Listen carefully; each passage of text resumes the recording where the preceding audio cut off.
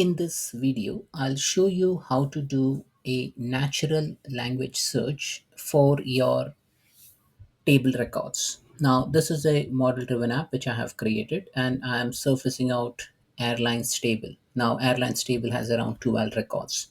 Now, think about a scenario if you have a table with say more than 50 records. Okay. Now, some of the information may not be visible on the screen itself. You need to either do a scrolling or maybe you need to go inside a record to perform some operation. Now I'll go into one of the records. So let me go into say contest record. Now here in contest record, I have a name, I have multi-currency selected, I have an owner.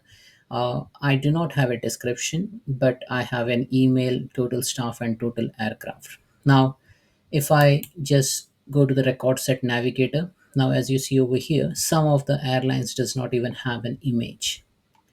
Some of the airline does not even have other records like supervisor or email, total staff, total aircraft. Now if I want to know all this information, like what is missing, what is not missing, I can just easily see from the grid over here, right? Like I can see that, oh, this is missing, or maybe this is missing. But what if you have like more than 100 records or 200 records? Then how do we go ahead and find or filter those information? So this is all about filtering the information and then finding out the information and then populating those information. So how do we go ahead and do that? Now for that, we have something called as powered by Copilot, like the natural language search. So in the grid, you will see on the stop bar over here, this is like a natural language grid search. So you can type the search in your own words. So you put that prompts and then it will automatically give you the result. Now, how this is available within the grid. So some of you may not even see this information, right? Now, in order to enable it, you need to go into your environments. So you need to go into specific environments in the Power Platform Admin Center and in features. So I'm in one of the environment and I've gone into settings and gone to features. Now here, if you just scroll down here, you will see an option of natural language grid and view search. Now in my tenant, I have, or in my environment, I have enabled this feature for all users immediately. Now you have an option to enable for no one or use as users as a feature becomes available. Now this is in preview, so make sure that you just test it completely. Do not deploy anything on production until and unless it goes GA. Now, basically, it will find your data in model driven apps with the help of Copilot. So, you need to have the Copilot enabled within your tenant. Now, how do we search this? Now, this is an airline. So, first, I'll search with some information. So, I will say there are some airlines with a missing flag, right? So, I will just type in city or I'll just say airline with missing airline with missing brand image. So let me just type in and see what information I get out of this. Now the brand image is the column which I have for the pictures. Now it has correctly given me the answer as Swiss Air, Air France and Lufthansa does not have a brand image whereas other airlines have. So that's really good. Now if I want to just type in say city or just say airline, or maybe I'll just pick up say just press enter. Okay, and now it will give me some options. So if I just type in city, I'll just say search city. Then as you see over here, it says brand image does not contain data and name begins with city nothing. Okay, so what happens is like if you type in something, it will remember the previous context. Okay, so you need to get rid of this. And also if you just type a single word, it will start searching on that first column, the name column, right? So if I just close this, I just close this again, go to the airlines again. And now here, if I just type in, say, maybe Swiss, okay, now it will give me that one record with the name column. Okay, if I just type in, if I just remove that search, it will remember all the previous thing, like it's the airline where name is Swiss Air. So it is giving me some suggestions over here. So it says airlines where name is Swiss Air and Emirates.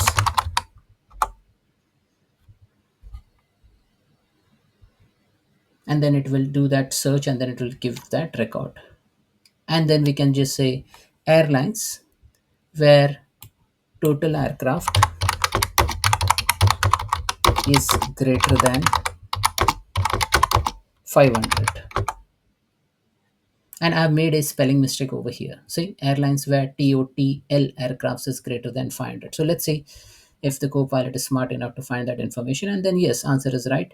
It has even ignored the spelling mistake and then started finding this information and then given me the output as total aircraft which is greater than 500. So let's see whether the result is accurate or not. So if you see from the record set, yes, it is accurate. So it is greater than 500. We get this 3 record. Now we can also find, if I just type in over here, now it has given me some more information. It says you can search by using the suggestions. Airline where created on is so and so date and time. Airline where total aircraft is between something. So we can even select this, and I'll just say aircraft where total aircraft is between, say 1, 2, 4, 3, and 5, 5. Now let me reduce this count. I'll say between 300 and 200. So I think I should get around couple of records. So 2 records should be the output. So it will take the bounds 200, 300, and try to find that total record, and then you get this output over here, right? Similarly, we can even search for a say different table. Like if I go into say destination cities over here, now I have a destination city as Abu Dhabi, okay, and I have like uh, put the currency. Now Abu Dhabi currency is UAE dirhams, okay. Sometimes we will make a mistake while selecting, so we can even find those information, okay. So again, if I just go into all the city, now all the city belong to a specific country and specific country have some currency. Now here I will say technically US dollar should be for only for the cities for US, and Australian dollars for the city for Australia, right? Now here I will say city with currency as Australian dollar. So ideally I should receive only the output should be only the city of Australia, because Australia denomination, like the currency we support, is Australian dollar. Now if someone has made a data entry mistake, then it will be easy to find that. So let's see if someone has made that mistake or not by attaching Australian dollar with some other city. Now, as you see over here, we get Melbourne, we get Sydney, we get Brisbane, and we get Dubai as well. Now, Dubai currency is not Australian dollar. So now I can easily find out, oh, this is a mistake. So I'll just go to Dubai and I'll say, oh, this is not Australian dollar. Let's go to UAE dirhams and then click on save. And this is how you can do that correction of your data. So this search can be used for filtering, for data correction. It can be used for finding missing information. And also if you have a large record set, you can just say city with starting name, or starting city with city name starting with, so city name starting with say M, and then it will start finding those information. So it will sort that information and then it will give back that information. So this is how you can get this information back. Now you can also append an operator and or and then not, and all these things you can put those conditions around it, and make sure that when you add this condition, so if you see here, I'll just type in city name starting with M. It says the filtering happens, name begins with M and the status is active. Now why the status is active? Because we are in the active record set, right? Now if we say name starting with M and created on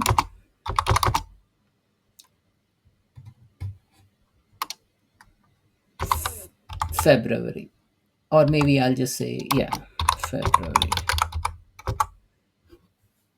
Now created on will ask for a date, but then it has, the system is smart enough to understand that either you provide a date or a year or the time, or you put it in a proper format. It has given you those information correctly. So it says created on is greater than or equal to 2025 0201, and then the another condition is created on is less than equal to 28th Feb 2025. So it has taken into consideration the Feb month, name begins with M, and status is active. Now, if you just remove the status is active, okay, then it will give you all the inactive records as well.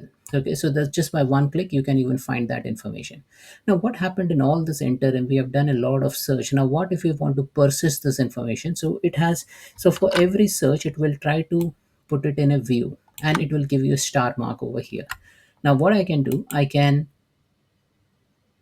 say that, oh, let me save this as a new view, and then I will just say save as new view, and city starting with M and Feb data. And I have got this view ready. Okay, so now this view will persist. So you need not even do a search. You can just go ahead and save this as a view. Similarly, if you go into airlines, now here we did a lot of searching. Okay, now here airlines with total aircraft range, it has already suggested me this. So I'll just click on it. It says airline with total aircraft range, which was the previous record set. I'll say, okay, let me save as a new view and click on save, and then it will add a new view. Okay, airline with total aircraft range. Now, as this is in preview mode, you might have seen some sort of an error popping out. So as this is in preview, so make sure that you test the application completely with all the query, with all the results set which you get out of it, and then only make sure that once you see this feature becomes in GA, then only start using this in your production systems. So that's it, folks. Thanks for watching.